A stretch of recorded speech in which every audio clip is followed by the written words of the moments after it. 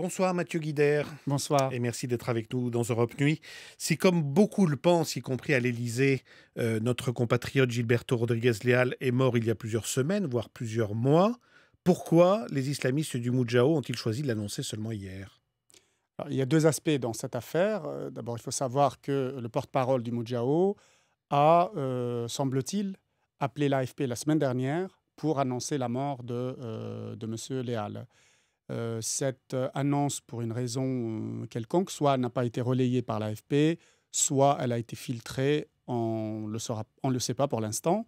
Ce qui a amené, à la suite de toute la médiatisation qui a été faite, sur les otages libérés de Syrie, elle a amené le porte-parole du même groupe d'ailleurs à rappeler l'AFP pour revendiquer, la mort, de l'otage en question. On dit d'ailleurs avec une volonté de télescoper justement la bonne Tout nouvelle à de la fait. libération de nos confrères. Oui, il y a une volonté de télescopage, c'est une évidence, mais auparavant, il y a une volonté de télescopage avec, la fête religieuse. Il faut savoir, les fêtes de Pâques, à la fois la libération des otages, de Syrie et cette annonce était voulue pour coïncider avec les fêtes de Pâques. Nous sommes dans des configurations où des groupes, qui se définissent comme religieux profitent des fêtes religieuses également pour définir une identité religieuse aux otages. Donc pour eux, ce sont des chrétiens qu'ils libèrent pour Pâques ou ce sont des chrétiens dont ils revendiquent le décès pour la Pâques. Avec ce message, la France est notre ennemi. Tout à fait. Comment expliquez-vous, Mathieu Guider, que Rodriguez-Leal n'ait pas pu être libéré vivant? Est-ce que ça tient aux dissensions dont on parle entre les groupes djihadistes liés à l'AQMI, Al-Qaïda au Maghreb islamique? Alors, je ne sais pas. Objectivement, je ne sais pas exactement pourquoi il n'a pas pu être libéré.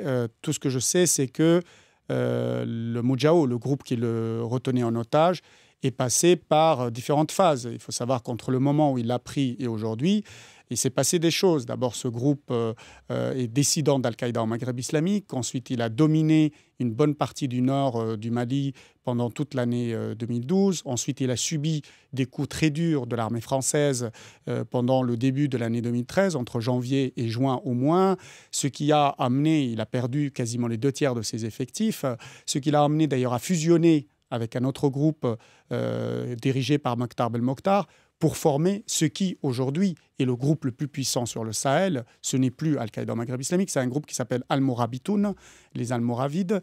Et ce groupe-là, aujourd'hui, est le groupe qui, en réalité, officiellement, qui détenait notre otage. Et donc, on ne saura jamais qui, au final, a failli, qui n'a pas veillé à sa sécurité, qui ne lui a pas fourni peut-être les soins nécessaires, qui a failli. On ne le saura peut-être jamais, mais peut-être que si, on ne sait pas.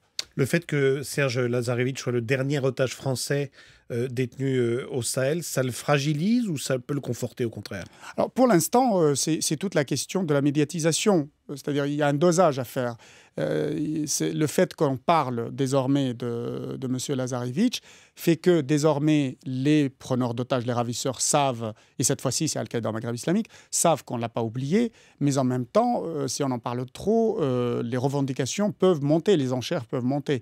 Donc aujourd'hui, c'est une bonne occasion, en tout cas c'est une opportunité excellente pour entreprendre des négociations. Et s'il n'y a pas, pour accentuer les négociations et dire, vous avez vu, vous avez perdu, dire que vous voyez les autres ont perdu un otage, cette fois-ci, ne faites pas la même bêtise, nous sommes prêts à négocier et vous aussi, faisons quelque chose. C'est une opportunité.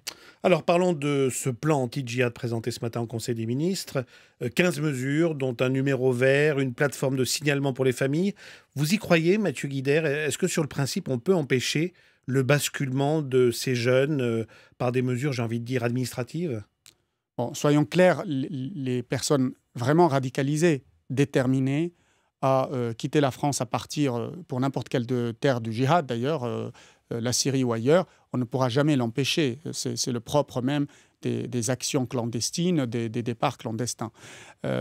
Donc ce plan servira peut-être à empêcher les mineurs de partir. Et encore, comme on n'a pas rétabli l'autorisation de sortie de territoire obligatoire, là encore, je suis un peu réticent. On donne la possibilité aux parents d'éventuellement s'opposer à la sortie de territoire de leur enfant mineur par un signalement. Oui, mais enfin, c'est une complication encore qu'on rajoute à une lourdeur du système.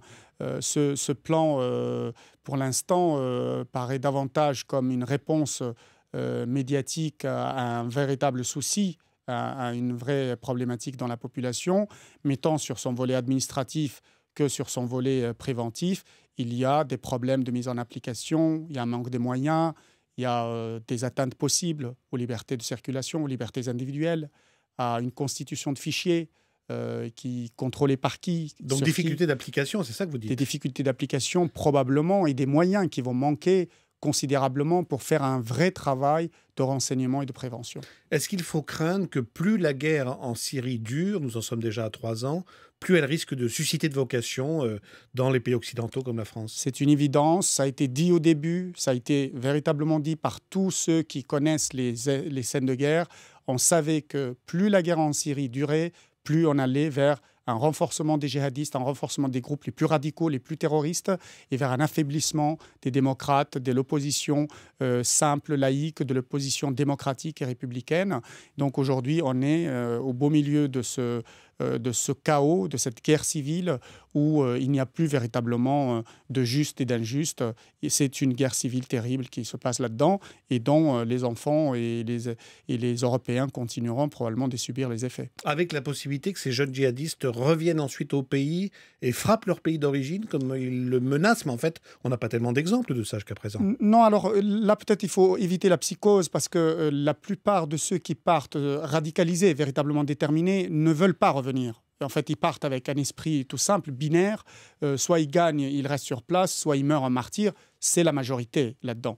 Ceux qui reviennent, la plupart du temps, reviennent sur des situations d'échec. C'est-à-dire, soit ils n'ont pas réussi sur place à devenir des sortes de combattants sacrés, soit ils ont été carrément refoulés par les groupes armés. Donc il y a une revanche à prendre. Donc il y a une revanche à prendre, mais pour l'instant, en tout cas, on n'a aucun groupe djihadiste syrien qui menace la France. Et c'est un point important qui nous protège pour l'instant de cela. Mais tout cela dépend de notre politique étrangère. C'est-à-dire si elle venait à changer un jour ou l'autre par rapport au régime syrien, il est tout à fait possible que ces individus se retournent contre la France. Je vous remercie, Mathieu Guider, d'être venu dans Europe Nuit.